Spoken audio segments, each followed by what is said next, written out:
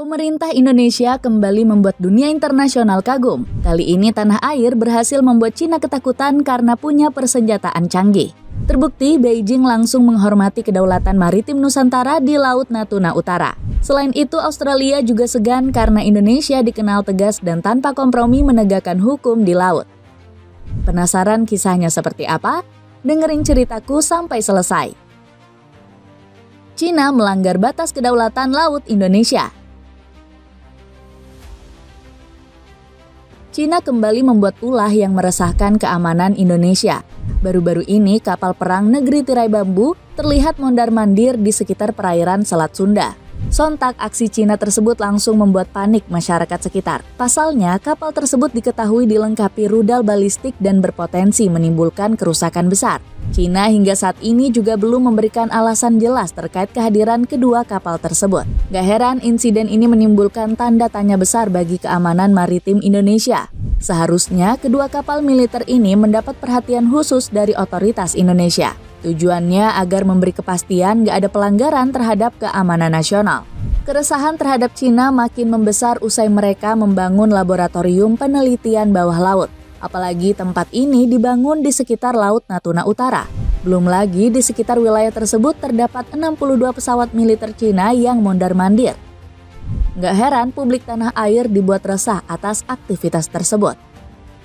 Terlebih, Cina sering membuat keributan di area tersebut dengan berbagai negara seperti Indonesia. Alasannya karena Beijing mengklaim seluruh Laut Cina Selatan merupakan hak milik mereka. Alhasil, situasi ini sempat membuat pemerintah Indonesia resah dengan ulah Cina.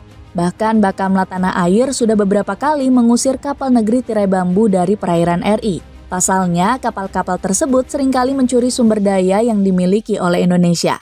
Oleh karena itu, pemerintah Nusantara memiliki kedaulatan untuk mengusir negara yang mencoba masuk. Indonesia memiliki hak berdaulat untuk mengeksplorasi sumber daya alam di wilayah tersebut dan tidak dapat diganggu oleh negara manapun, tegas Bakamla. Indonesia perkuat alat tempur modern.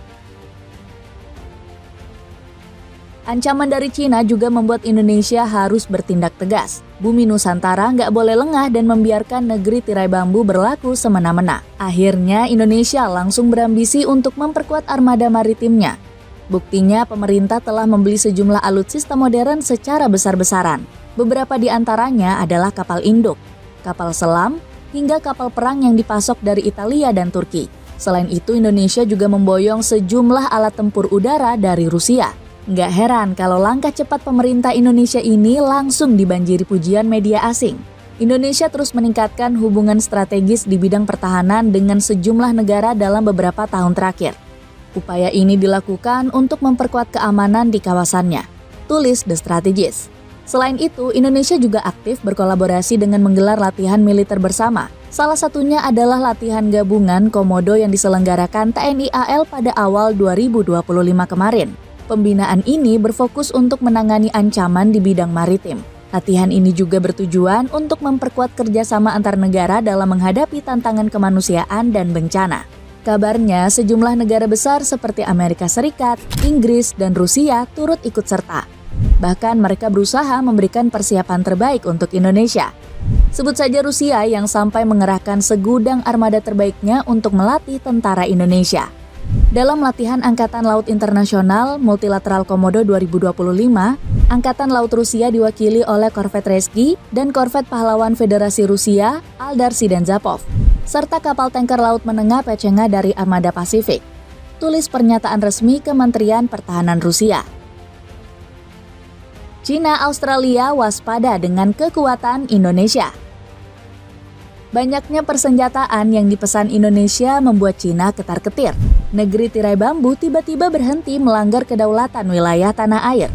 Pasalnya Tiongkok sudah nggak mau lagi macam-macam dengan Indonesia. Sebaliknya, mereka justru memilih untuk bekerja sama dengan pemerintah. Buktinya kedua negara sudah sepakat berkolaborasi di wilayah Laut Cina Selatan.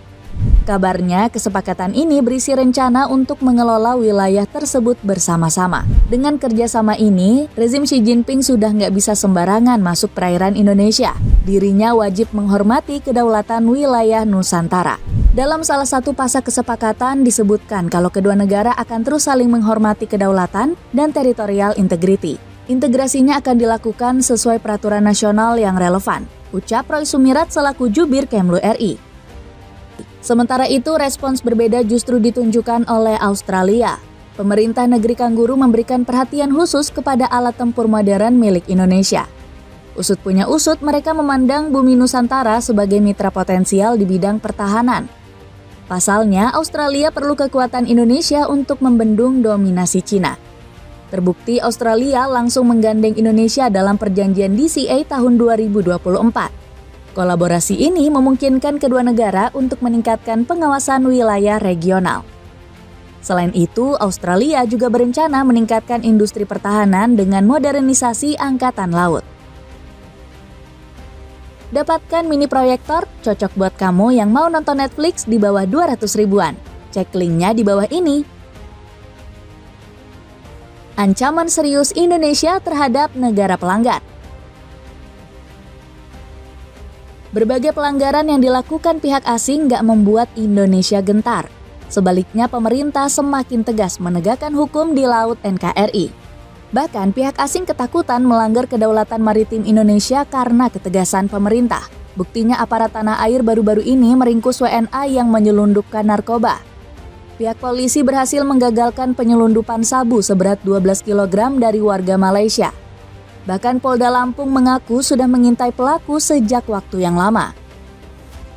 Pelaku menggunakan bus dari Medan, kemudian petugas yang berjaga di pintu masuk pelabuhan atau tempat pemeriksaan berhasil mengamankan satu orang kurir asal negara Malaysia yang membawa 12 kg sabu yang dimasukkan ke dalam tasnya. Ucap pernyataan Irjen Pol Helmi Santika.